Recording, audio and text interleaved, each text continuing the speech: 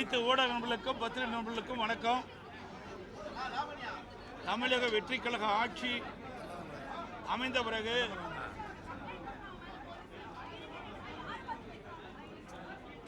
வேளாண் பட்ஜெட் முதலில் இரண்டாம் நாளில் தாக்கல் செய்யப்பட்டிருக்கின்றார்கள்.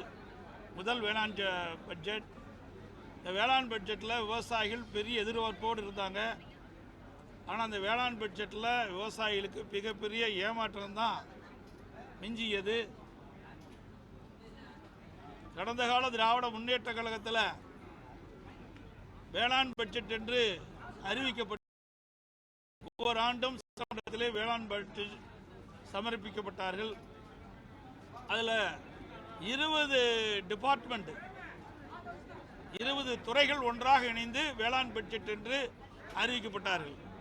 அதே நிலையில்தான் இன்றைக்கு புதிதாக அமைந்துள்ள தமிழக வெற்றி கழக அரசு தமிழக விவசாயிகளை ஏமாற்றுகின்ற விதமாக வேளாண் பட்ஜெட் என்று அறிவிக்கப்பட்டு சுமார் 2.5 மணி நேரம் அந்த வேளாண் பட்ஜெட்டை வாசித்தார். ஆனால் அதில் ஒரு முக்கியமான திட்டம் ஒன்றும் இடம்பெறவில்லை. விவசாயிகளுக்கு பயனளிக்கக்கூடிய திட்டம் எதுவும் இடம்பெறவில்லை.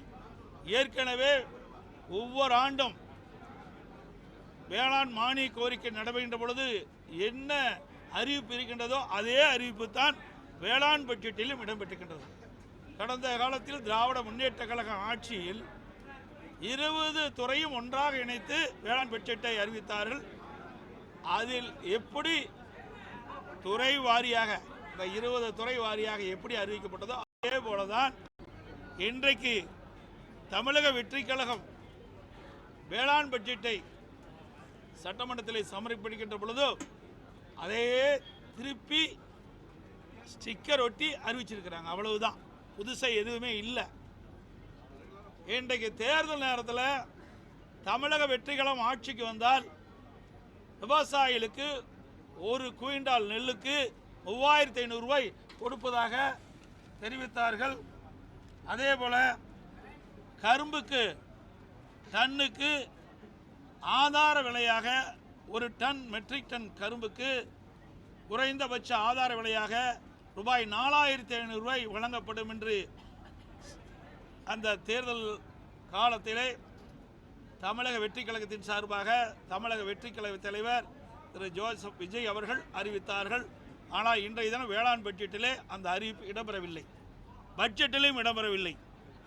அதே போல விவசாய குத்தகைக்கு ஓட்டுகின்ற விவசாயிகள் விவசாய தொழிலாளிகளுக்கு வருடத்திற்கு 10,000 ரூபாய் வழங்கப்படுவதாக அறிவித்தார்கள். அவருடைய அந்த புத்தகம், அந்த வெற்றி கழகத்தினுடைய தேர்தல் அறிவிப்பு புத்தகம், அதில் பார்த்தீங்கன்னா சொந்தமாக விவசாய நிலம் வைத்துள்ள ஒவ்வொரு விவசாய குடும்பத்திற்கும் விதைப்பு கால நிதியுதவி ஆண்டுக்கு 15,000 ரூபாய் 2 தவணைகளில் ஜூலை ஆகஸ்ட் பருவம் ஜனவரி பிப்ரவரி பருவம் வழங்கப்படும். விதைப்பு கால செலவுகள் சமாளிப்பதற்கு இந்த நிதி உதவி வழங்கப்படும். 2 முறை 5,000 கொடுக்குறாங்க. இந்த அறிவிப்பில் இடம்பெறல. அதே போல உழவர் தோழர் திட்டம் என்ற ஒரு திட்டத்தை அறிவித்து குத்தகை விவசாயிகள் மற்றும் விவசாய கூலி தொழிலாளர்களுக்கு உழவர் உரிமை அட்டை வழங்கப்படும் முறை அறிமுகப்படுத்தப்படும். இந்த உரிமை அட்டை வைத்திருக்கும் உழவர்களுக்கு ஆண்டுக்கு 10,000 ரூபாய் உதவித்தொகை நேரடியாக அவருடைய வங்கி கணக்கில் செலுத்தப்படும் என்ற அறிவிப்பு தான் கொடுத்தாங்களுடைய இனிக்க விவசாயிகளை ஏமாற்றுகின்ற விதமாக விவசாய தொழிலாளிகளை ஏமாற்றுவதுமாக தேர்தல் நேரத்தில் அறிவிப்பை கொடுத்துவிட்டு இந்த வேளாண் பட்ஜெட்டில் இந்த அறிவிப்பெல்லாம் எதுவுமே இடம்பெறல. அதோட தேர்தல் நேரத்தில் விவசாயிகளுக்கு அந்த புக்கு தான் நிறைய இருக்குது, அது பூரா படிக்கிறது தான் நிறைய நேரம் ஆகும். ஒன்று கூட அவர்கள் அறிவிக்கல. இது விவசாயிகளை ஏமாற்றுகின்ற பட்ஜெட். இவர்களும் கடந்த கால ஆட்சி போல வேளாண் பட்ஜெட் என்ற ஒரு நாடகத்தை இன்றைய தினம் அரங்கேற்றிருக்கின்றார். அதே போல விவசாயிகளுக்கு தொடக்க வேளாண் கூட்டுறவு கடன் சங்கத்தில் 5 ஏக்கருக்கு குறையாக நிலம் வைத்திருக்கின்ற விவசாயிகளுக்கு அவர்கள் தொடக்க வேளாண் வாங்கிய பயிர்க்கடன் முழுவதும் தள்ளுபடி செய்யப்படும் என்ற அறிவிப்பை கொடுத்தார்கள்.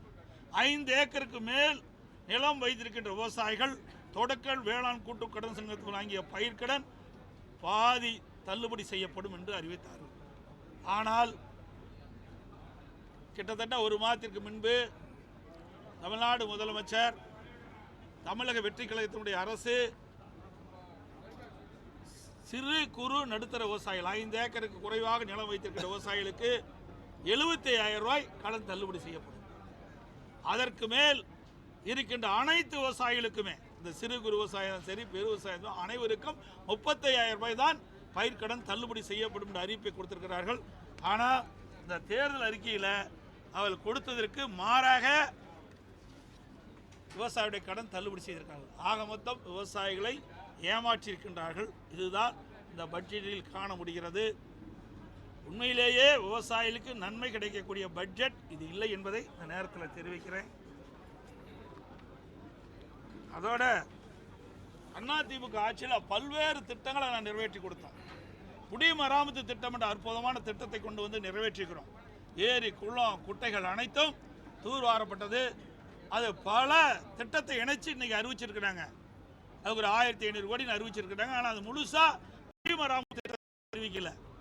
அனைத்து இந்திய அண்ணா திராவிட முன்னேற்ற கழகம் ஆட்சி இருக்கின்ற பொழுது ஊராட்சி ஒன்றியத்தின் மூலமாக இருக்கின்ற சுமார் 24,000 ஏரிகள், 26,000 ஏரிகள், அதில் குளம் குட்டை நீர்நிலைகள்லாம் தூர்வாரப்பட்டு மழை காலத்தில் தண்ணீர் தேங்கக்கூடிய சூழலை உருவாக்கி தந்தோம்.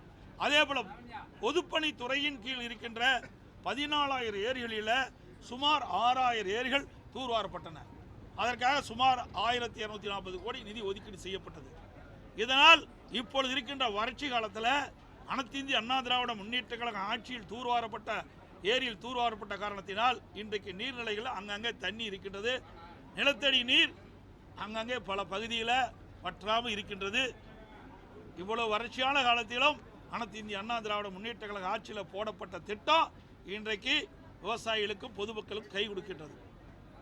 ஆனால் அந்த திட்டத்துக்கு முழுமையான அறிவிப்பு கிடையாது, தடுப்பணை அமைப்பு கிடையாது. பல துறை இதில் நினைச்சிருக்கிறாங்க.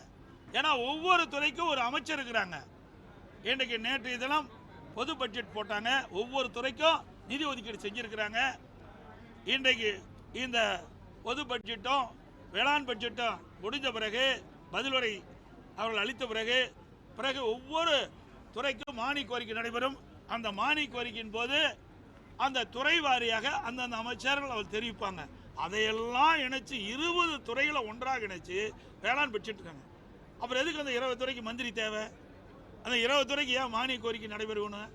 தேவையே இல்லையே.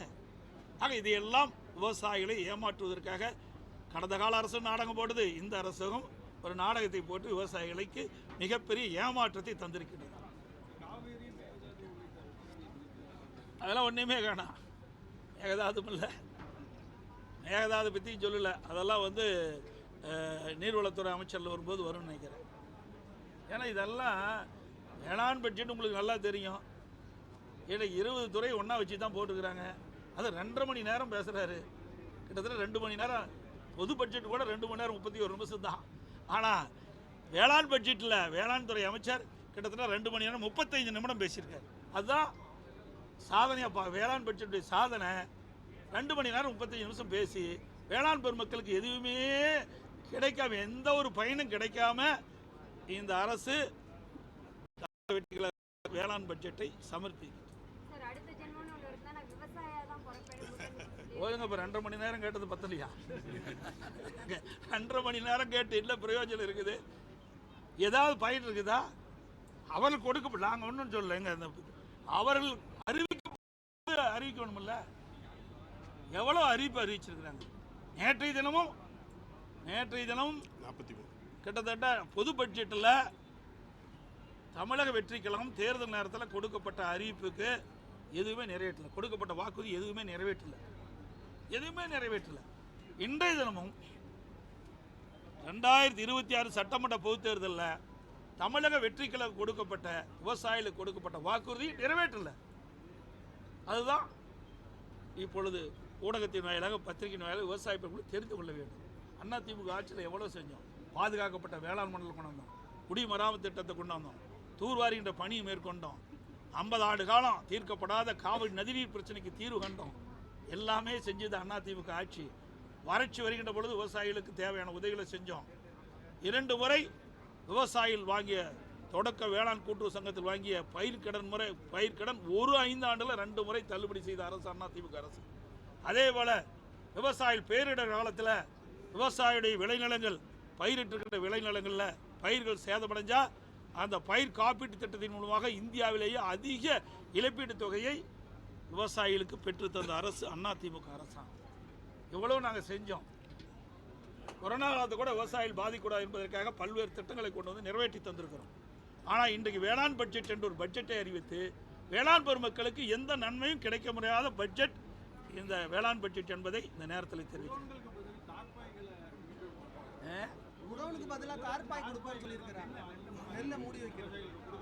அதாவது ஏற்கனவே நிறைய இருக்குது. அதை நான் ஏன்னா இப்போ அங்கே வேளாண் பட்ஜெட்டை முடிஞ்ச உடனே வந்துட்டேன். அதில் அந்த பட்ஜெட் அந்த புத்தகத்தில் நிறைய இருக்குது. ஏன்னா இன்றைக்கி விவசாயிகள் உற்பத்தி செய்யப்பட்ட நெல்மணிகளை மூட்டை பிடிச்சி அரசனுடைய நேரடி நெல் கொள்முதல் கொண்டு வந்து தங்களுடைய உற்பத்தி செய்யப்பட்ட நெல்லை விற்பனை செய்கிறாங்க. ஆனால் கடந்த கால திராவிட முன்னேற்ற கழக ஆட்சியில் விவசாயிகள் கொண்டு வரப்பட்ட விற்பனைக்காக கொண்டு வரப்பட்ட அந்த நெல்லை அவர்கள் உடனுக்குடன் நேரடி நெல் கொள்முதல் செய்யாத காரணத்தில் மழைக்காலத்தில் அந்த நெல்மணிகள்லாம் முளைத்து பல லட்சம் மூட்டைகள் வீணாச்சு. பல விவசாயிகள் கடுமையாக பாதிக்கப்பட்டாங்க. நான் கூட நேரடியாக டெல்டா மாவட்டத்துக்கு போய் அதெல்லாம் பார்த்துட்டு வந்தேன். இந்த அரசாங்கம் அப்போ இந்த புதிதாக வந்த அரசாங்கம் அப்பொழுது என்ன சொன்னாங்க, தமிழக வெற்றிக்கிழமை ஆட்சிக்கு வந்தால் விவசாயிகளுக்கு முழு பாதுகாப்பு கொடுப்போம். விவசாயிகள் உற்பத்தி செய்யப்பட்ட நெல்லை நேரடி கொள்முதலுக்கு கொண்டு வந்தவுடன் உடனுக்குடன் கொள்முதல் செஞ்சு விவசாயிகளுக்கு தேவையான உதவி செய்யப்படுனாங்க.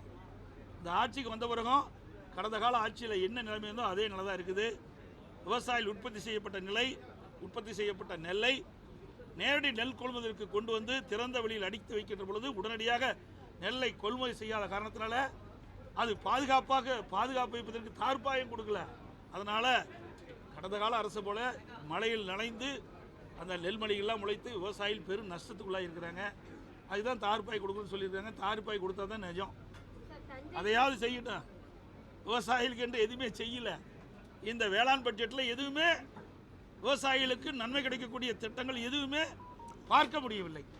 தஞ்சை, திருவாரூர் முதலான டெல்டா மாவட்டங்கள் கடுமையான வறட்சிக்கு குடிக்க தண்ணி இல்லை அப்படின்னு சொல்லிட்டு பொதுமக்கள் போராடக்கூடிய ஒரு சூழ்நிலையில தான் இருக்காங்க. இப்படிப்பட்ட ஒரு சூழ்நிலையில காவிரி விவகாரத்துல தாவேக அரசினுடைய அந்த செயல்பாடு அணுகுமுறை திருப்தி அளிக்கும் வண்ணம் இருக்கிறதா? நீங்கள் அவையில் தான் கேட்கணும். நாங்கள் தான் தெளிவாக சொல்லிட்டோம். காவிரிக்காக என்னென்ன செய்தோம் என்ற வரலாற்றையே நான் பல முறை ஊடகத்திலையும் பத்திரிகையிலும் சொல்லிட்டாங்க. எங்களுடைய இதயம் புரட்சித் தலைவி அம்மாவில் காவிரி நீரை பெறுவதற்கு 4 நாட்கள் உண்ணாவிரதம் இருந்த தலைவி புரட்சித் தலைவி அம்மா. இன்றைக்கு அம்மா இருக்கின்ற பொழுதே இந்த காவிரி நீரை பெறுவதற்கு உச்சநீதிமன்றத்தில் சட்ட போராட்டம் நடத்திட்டு இருந்தாங்க. அவர்கள் துரதிர்ஷ்டவசமாக மறைந்த பிறகு அனைத்து இந்திய அண்ணா திராவிட முன்னேற்ற கழக அரசு அம்மாவுடைய அரசு தொடர்ந்து சட்ட போராட்டம் நடத்தி உச்சநீதிமன்றத்திலே விவசாயிகள் மகிழ்ச்சி அடைகின்ற அளவிற்கு ஒரு அற்புதமான தீர்ப்பை பெற்றோம். ஆண்டுக்கு 177.25 டிஎம்சி தண்ணீரை கர்நாடக அரசு ஒவ்வொரு ஆண்டும் மாதாந்திர வாரியாக திறந்து விடப்பட வேண்டும் என்ற தீர்ப்பை நாங்கள் பெற்றோம். அதை கூட அரசு நிறைவேற்ற வாய் திறந்து பேச மாட்டேங்கிறார் முதலமைச்சர்.